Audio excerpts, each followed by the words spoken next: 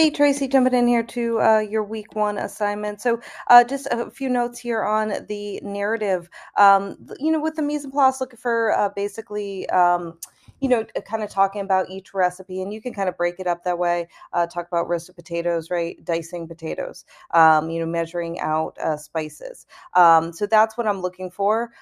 Basically, a mise en place of each recipe, and so that's kind of like if you think about a recipe, that's kind of the top part of the recipe.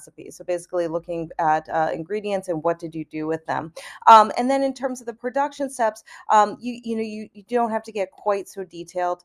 Again, I would just break this up into recipes and thinking about, so if you were chef manager, right, and one of your prep cooks came up and said, chef, right, how do I roast potatoes? You're going to just give them a quick kind of rundown of, right, the important aspects. Of the production, right? So, how can you kind of simply say in as few words as possible, how to roast potatoes, right? Giving somebody instruction on how to roast potatoes. So, just thinking about those two things. Your descriptions of flavor are fantastic, spot on. I think you do a beautiful job here of really, talking about kind of the nuances of each of these dishes. And then here, for this question number 5, just looking for you to how would you kind of list this on your menu? So how would you kind of sell me on these dishes?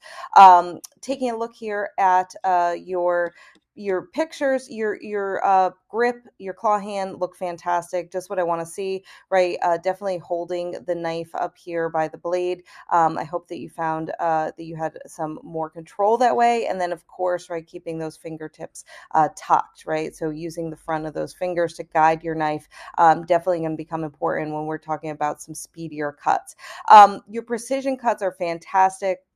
Here, setting yourself up for success with these really nice blocks, right? Beautiful squared off edges. And then you've got some great consistency here and great shaping. Some of these bits here, so some of these potatoes are just a little bit too close together. And so you're not going to get kind of that hot air to surround those pieces and promote some of that crispy exterior. So here, where some of those potatoes are touching and very close together, right, you're creating kind of a steamy situation.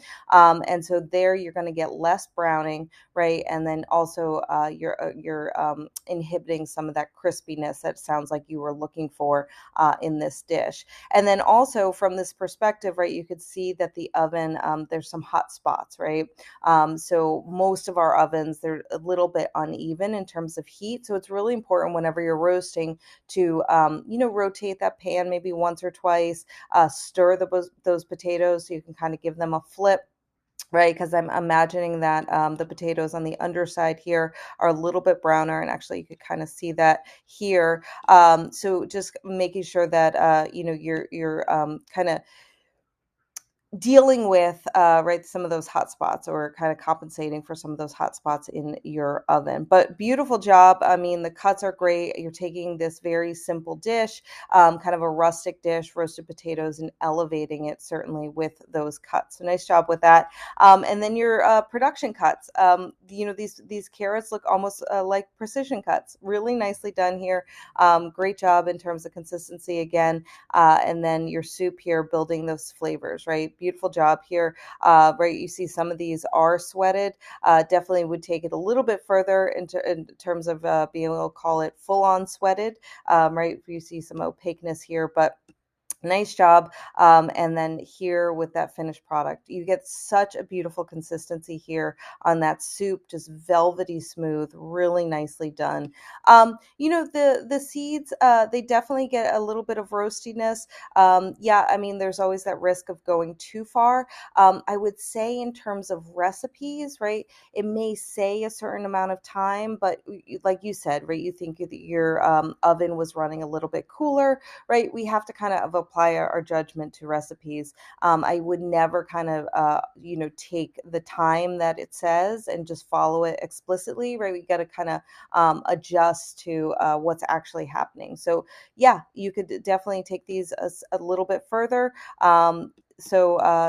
Next time, right, you're going to learn your equipment a little bit better, learn how your oven heats, and adjust accordingly. So Nice job. I think your presentation is absolutely beautiful. So well done with that. Let me know if you have any questions.